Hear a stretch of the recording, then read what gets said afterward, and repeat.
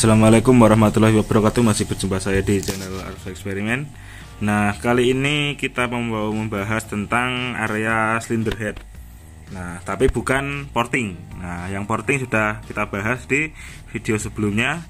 Nah, kali ini kita bahas tentang dari sisi klepnya, yaitu lebih tepatnya di area pair klepnya atau spring valve. Nah, jadi kalau di di mesin yang udah non standar pair klep ini perlu dilakukan upgrade juga.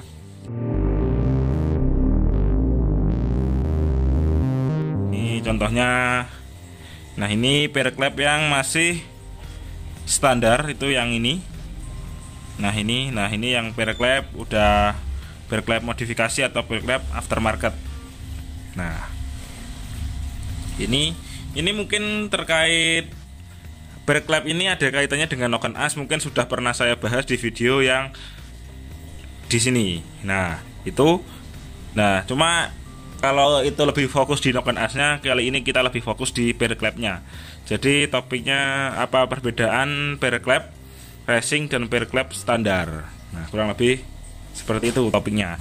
Nah, jadi yang bagian kiri ini adalah pair klep standar dan yang sebelah kanan adalah pair klep racing. Nah, kalau dilihat secara sekilas, nah ini ya sama-sama pair klep. Nah, cuma berbeda. Nah, jadi untuk pair klep racing itu lebih renggang jarak ulirnya. Nah, ini dengan tujuan ketika saat pair mendapat tekanan dari noken as atau dari rocker arm, nah pair ini tidak gampang mentok alias mempunyai jarak main yang lebih panjang. Nah, sebagai contoh ini yang sebelah sudah saya pasang pair klep standar dan pair klep racing. Nah, jadi yang bagian sini adalah pair klep standar. Nah, ini pair klep standar ya. Ini pair klep standar. Nah, yang bagian sini udah saya pasang pair klep yang racing, biar kita tahu bedanya. Nah, ini pair klep yang racing. Nah, itu jadi ketika dipasang pair klep standar ini mempunyai mempunyai renggangan yang lebih sempit. Jadi lebih rapat jarak antar ulirnya karena pair standar ini ulirnya akan lebih banyak. Nah, sedangkan pair racing itu ulirnya lebih sedikit.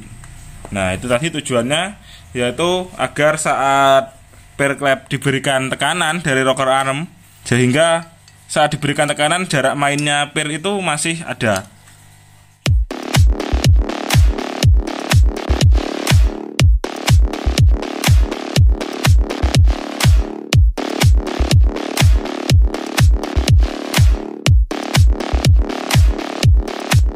Jadi untuk perlu tidaknya mengganti pair klep ini tergantung dari spek noken asnya. Jadi kalau misalnya noken asnya masih standar, nah itu tentunya sama pabrikan sudah dihitung angkatan klep atau lift klep. Jadi klep seberapa besar atau seberapa lebar klep ini membuka.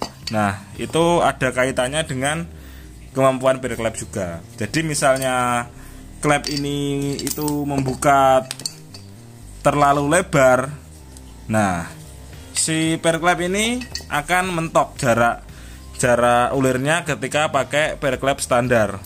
Nah, untuk yang mempengaruhi jarak lebar bukaan klep kan ada di noken as ya. Ini bentar, saya lepas dulu nokennya.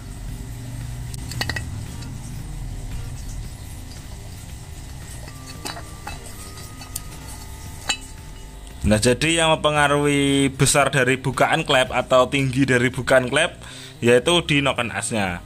Nah, sehingga antara noken as sama pair klep itu wajib sinkron. Nah, jadi nggak bisa kalau noken as spek ekstrim, nah itu dipakein ke pair klep yang standar. Nah, karena pair klep ini nanti akan mentok kalau yang standar. Nah, di samping perklep ini mentok atau sebelum perklep ini mentok, juga kalau noken as yang spek ekstrim, nah itu bukaan klep ini kan lebih lebar ya. Jadi bukaan klep ini lebih tinggi lift klepnya. Nah, itu akan berakibat bisa klepnya itu floating. Jadi floating klep itu, klep ini tidak menutup sesuai dengan timingnya. Nah, jadi misalnya klep ini yang harusnya menutup itu masih piston di sini, klep ini sudah menutup. Nah, kalau klepnya ini floating atau klepnya itu telat menutup, nah nanti bisa terjadi klepnya ini telat menutup yang mengakibatkan klep ini akan bertabrakan dengan piston. Nah, sehingga bisa merusak mesin itu sendiri. Jadi perlu keseimbangan dalam modifikasi ya. Nah, sehingga kalau spek noken asnya itu liftnya itu kasarannya atau kisarannya di atas 1 mili dari standarnya, nah itu perlu dilakukan pengecekan atau penggantian perklep. Nah, seperti itulah kurang lebihnya. Nah, kalau ini sebenarnya ini noken as BRT yang seri T2. Nah, ini liftnya itu belum begitu tinggi sebenarnya. Liftnya itu belum begitu tinggi, dari standarnya mungkin selisih nggak sampai 0,5 kalau nggak salah selisihnya liftnya. Jadi kalau pakai noken as seri T atau seri S, nah itu perklep standar itu sebenarnya masih mampu. Nah, cuma perklep standar ini didesain sama pabrikan itu untuk limiter RPM yang standar juga. Jadi kalau limiter mesin yang masih standar atau limiter ECU-nya ya, itu kisaran di 9.800-an RPM kalau nggak salah. Kalau di Vario ya. Nah, tapi ini berlaku untuk umum sih sebenarnya.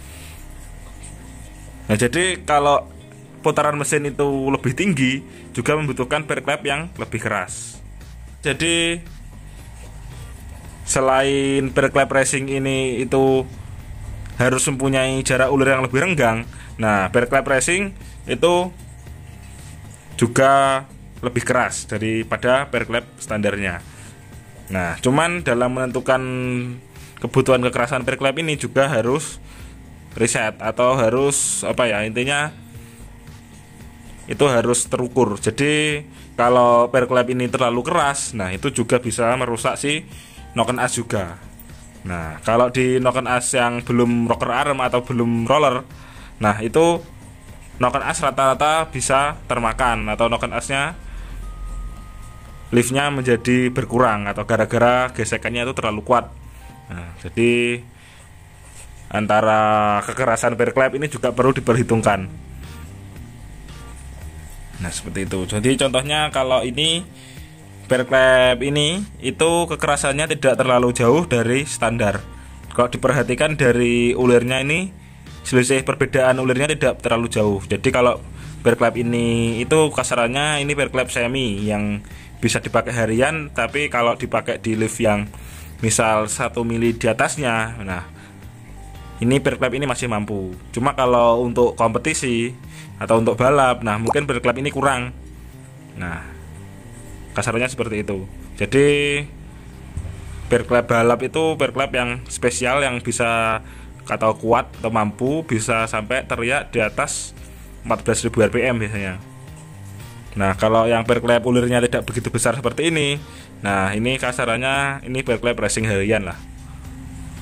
Jadi bisa limiter ECU atau limiter CDI bisa ditinggikan. Cuma nggak sampai ekstrim. Ya mungkin sekitar 12.000 rpm perklep ini masih mampu. Nah, sebenarnya nggak harus perklep racing sih. Perklep ini juga bisa substitusi punya motor lain. Nah, cuma kalau substitusi punya motor lain yang harus diperhatikan ya antara panjang perklep terus diameternya perklep ini juga harus sama atau harus tidak terlalu jauh ya perbedaannya. Nah, seperti itu. Nah, jadi perklep racing ini sangat banyak sekali jenisnya. Kalau di pasaran mulai harga 40 ribuan, 50 ribuan sampai harga 600 ribuan perklep racing ini ada. Nah, cuma disesuaikan dengan kebutuhan itu tadi. Nah, jadi dalam modifikasi mesin itu intinya nggak asal. Harus intinya harus punya kira-kira atau terukur lah. Jadi kalau perklep spek kompetisi dipakai harian ya banyak, mubazirnya, karena kalau bear clap ini terlalu keras juga membuat noken as ini putarannya juga menjadi berat. Yang terjadi malah tenaga bisa berkurang atau tenaganya kurang karena terhambat dari kekerasan bear clap ini juga. Nah, rata-rata kalau noken as yang udah spek race itu lift clapnya udah di atas 9. Jadi 9,5 sampai bisa sampai 10 lift clapnya, 10 mili angkatan clapnya itu. Nah, kalau untuk harian biasanya masih sekitaran di 8. Jadi mungkin 7,5, 7 sampai 8 milian kalau lift clap untuk noken as harian.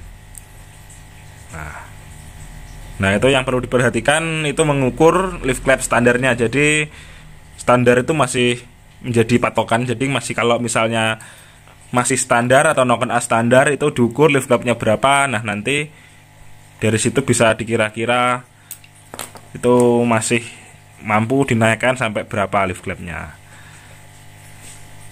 Nah, kalau perbedaan noken as racing kan tentu sudah saya bahas di video yang sebelumnya juga sudah ada.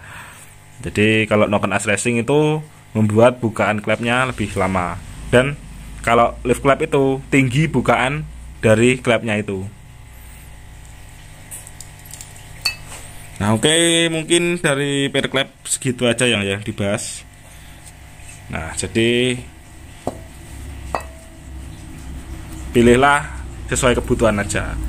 Nah, kalau misal memaksimalkan bear clap standar, ya lift clap noken asnya atau lift clapnya itu tidak bisa jauh dari standarnya. Mungkin bisa naik setengah milian lah mungkin bisa. Kalau bear clapnya masih mengandalkan standar atau enggak jauh lah intinya dari spek standarnya. Nah, itu harus diukur. Nah, oke, mungkin itu saja dari bear clap. Terima kasih telah menonton. Wassalamualaikum warahmatullahi wabarakatuh. Silakan klik like dan subscribe jika dirasa video ini bermanfaat untuk Anda. Jangan lupa ke channel kami. Terima kasih telah menonton.